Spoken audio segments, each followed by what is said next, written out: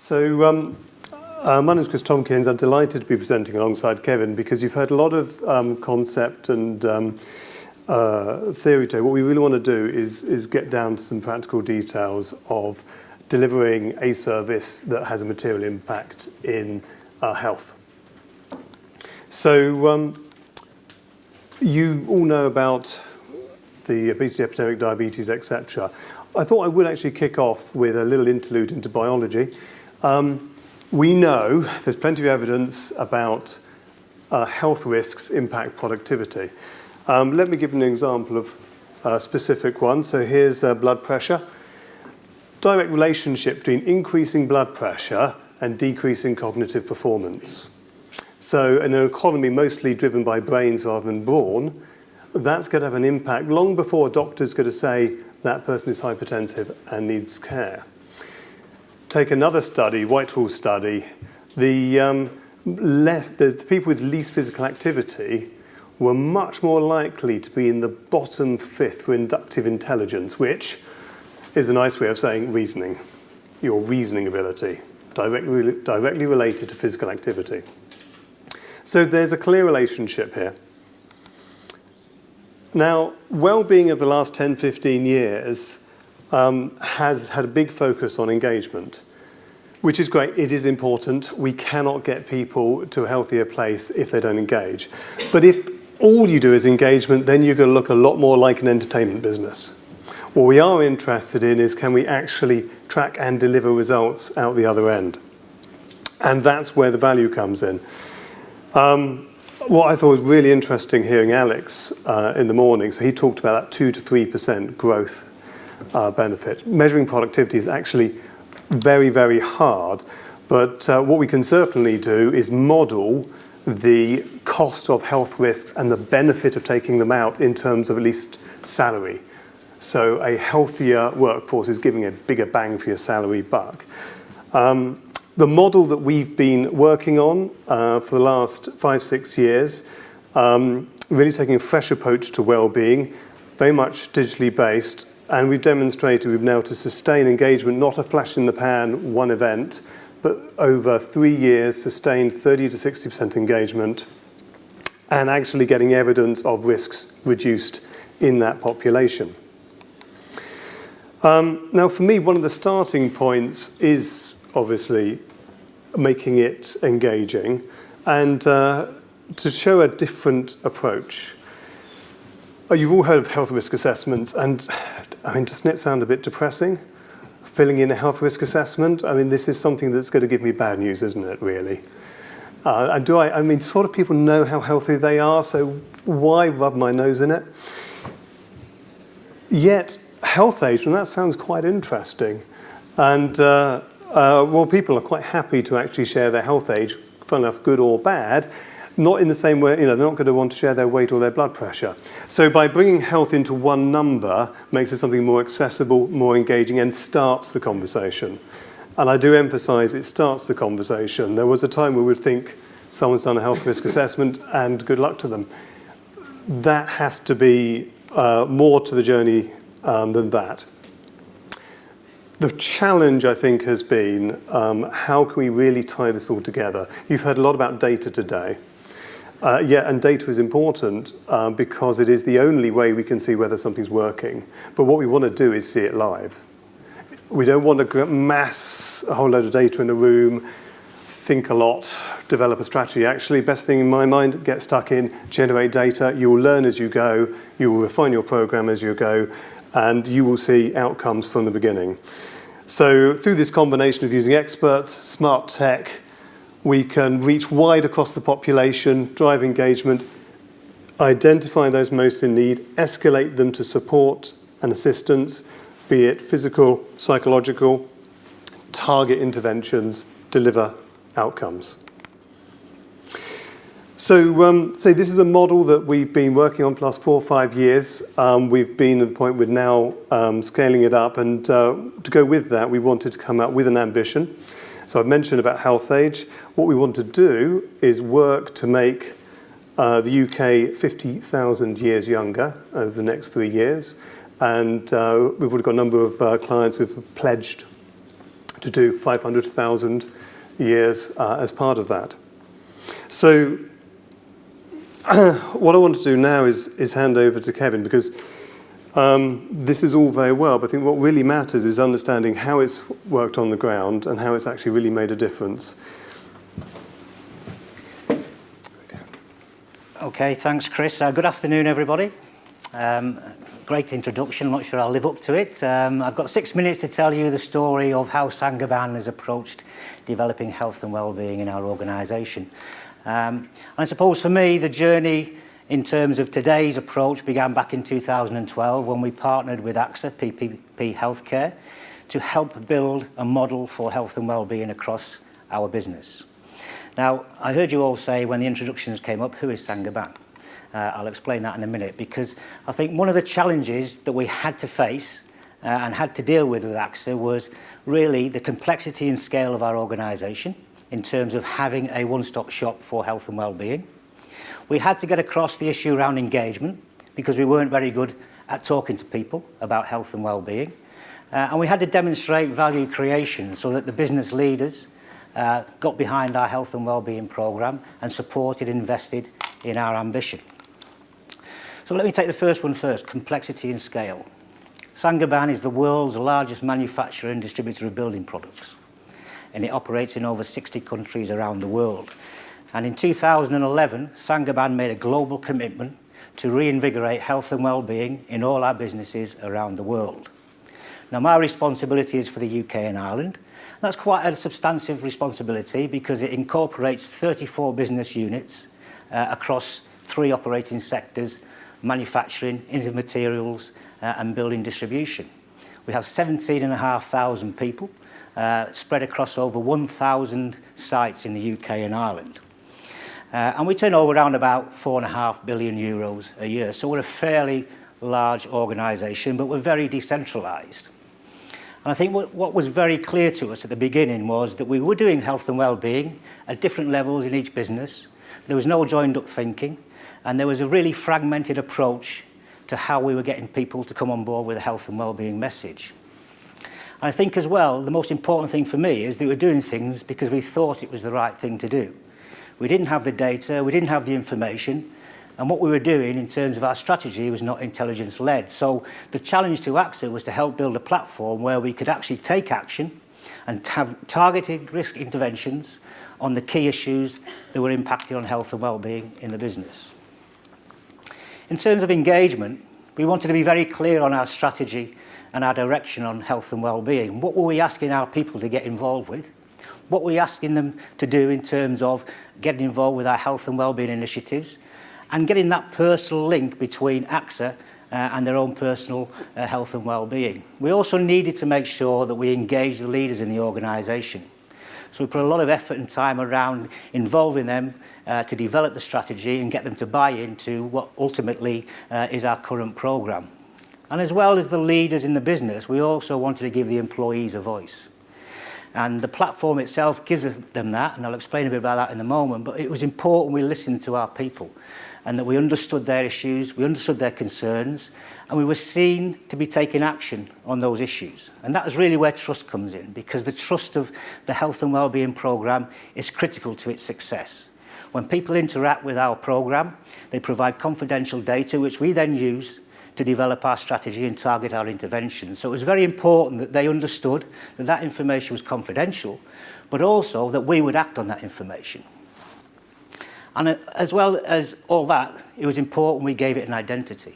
And the programme we have in the UK and Ireland today is called Fit for Work, Fit for Life. And it's a balanced programme for health and wellbeing that all our employees have access to. And it is an identified branding in our organisation. So when we talk about health and wellbeing, it's linked to the Fit for Work, Fit for Life branding. So people recognise it, they understand it, and they engage with it. In terms of value creation, you've heard a lot today about ROI, customer satisfaction, customer engagement, and all the stuff that goes around business models. But for me, it was all about making sure that we were able to link our health and wellbeing programme to our strategy. And the strategy of Saint-Gobain is all about manufacturing and distributing building products. And part of that strategy is about ensuring the health aspects of those building products. so that when they're installed in the workplace, when they're installed in the habitats and the homes around the UK and Ireland, they have a positive impact on the well-being of our end users. And that is very much now built in stone, to use a pun from the construction industry, as a way forward to demonstrate the value of health and well-being, because it links directly to our strategy in the UK. So what was driving that decision to reinvigorate health and well-being? Well, I haven't got time to go through all the areas today, but we all know that we've got an older workforce, an ageing workforce. The majority of people in the room today will probably have to work beyond normal retirement age, and they'll live beyond that retirement age probably with multiple health-related issues, some acute, some chronic. They'll also have other issues in terms of caring responsibilities and being able to support their social and family network whilst doing a job with those challenges. So we know that's a key challenge for us in Saint-Gobain, because we know that will impact on our productivity, it'll impact on the motivation and engagement of our workforce. We also know there's a rising tide of lifestyle conditions. We're used to hearing about the traditional occupational cancers, such as respiratory disease and heart disease, cardiovascular disease. But we're seeing a growing trend now, a rise in liver cancer from alcohol consumption, and more importantly, a rise of obesity in the workforce and in the general population. And these are big challenges for us in the future if we're to make sure that our people are actively engaged and motivated to do a good job for us. And of course, our jobs are changing. We've heard some talk today about 0 hours contracts, part-time working. We've heard some issues around job sharing. And there are some people already in jobs today that they might not have been in 10 years ago because of the recession.